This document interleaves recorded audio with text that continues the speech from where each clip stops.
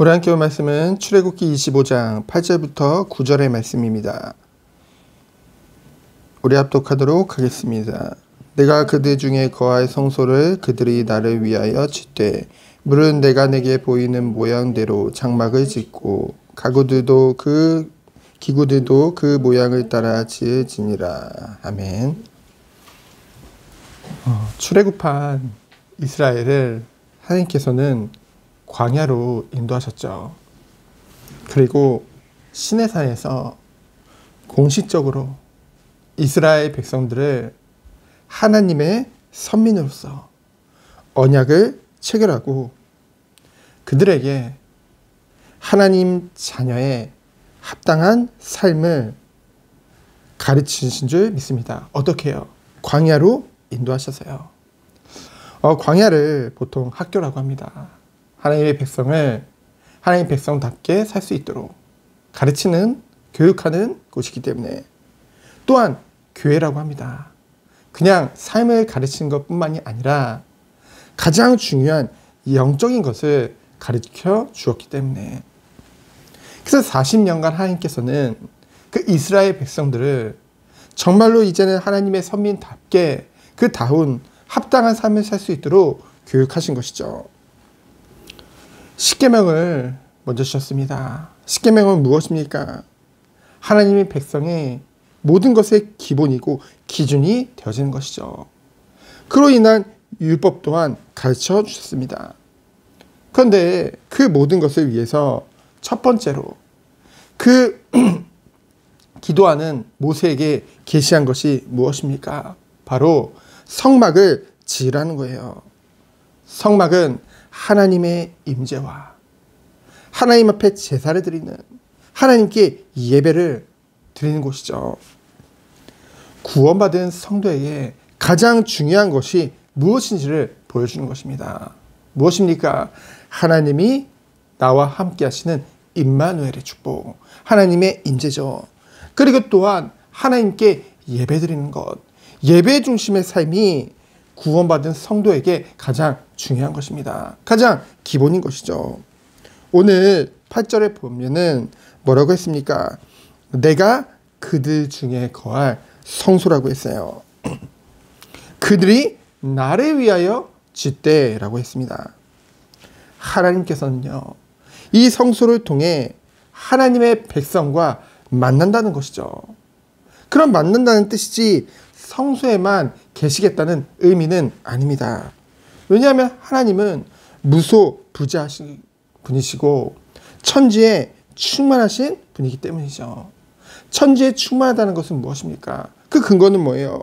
예레미야 23장 24절에 보면은 여호와의 말씀이니라. 사람이 내게 보이지 아니하려고 누가 자신을 은밀한 곳에 숨길 수 있겠느냐. 여호와가 말하노라. 나는 천지에 충만하지 아니하냐. 하나님은 어느 곳에나 계신 분인 줄 믿습니다. 교회에만 계신 곳이 아니죠. 교회에만 계신 분이 아니죠. 우리가 어느 곳을 가든지 함께 하시는 분이시죠. 그래서요, 우리가 때로는 밖에서는 안 그러는데 뭔가 교회 안에 오면은 좀 더 거룩하고 좀 더 행실을 바르게 하고, 물론 좋은 것입니다. 그러나 중요한 건 뭡니까? 하나님은 교회에만 계신 분이 아니라는 것이죠. 어느 곳에나 함께 하시는 분인 줄 믿습니다. 그래서요, 하나님의 백성은 항상 어느 곳을 가든지 하나님을 의식하면서 살아야 되는데요. 그것을 집중해서 교육하는 곳, 그것을 집중해서 정말로 체험하는 것이 바로 교회인 것이죠. 바로 예배의 자리인 것이죠. 성막은 광야 40년 동안 항상 이스라엘 백성들이 가는 곳마다 이동이 가능했기 때문에 함께했죠. 그러면서 모든 것을 성막 중심으로 그들이 자신들이 지낼 장막을 짓대도요, 창문을 오직 성막을 향하여서 내었거든요. 오직 성막을 바라보도록, 오직 하나님만을 바라보도록, 모든 하나님의 백성의 삶의 중심이 예배라는 것을 하나님께서는 교육하신 것이죠. 그래서요, 하나님의 백성에게, 성도에게 가장 기본이요, 가장 중요한 것은 무엇입니까? 응답을 많이 받는다, 하나님 앞에 무엇을 많이 드린다, 헌신한다. 가장 중요한 것은 바로 하나님 앞에 예배드리는 거예요. 하나님은 정말 주의 백성을 통해서 예배를 받기 원하시거든요. 왜요? 하나님께서 우리에게 허락하신 것, 우리 예수 그리스도께서 제자를 통해서 이 공교회를 하나님이 세우신 거거든요. 물론 성도가 하나님의 성전입니다. 예수 그리스도의 피값으로, 그 예수 그리스도의 공로로 이 성도 한 사람 한 사람을 하나님이 세우신 거잖아요. 그리고 또한 성도의 모임이 교회인 것이죠. 그리고 또한 우리가 아는 그 교회당, 예배당, 그 각 개교회마다 하나님이 주시는 그 사명과 은혜가 있다는 것이죠. 근데 공통적으로 무엇입니까?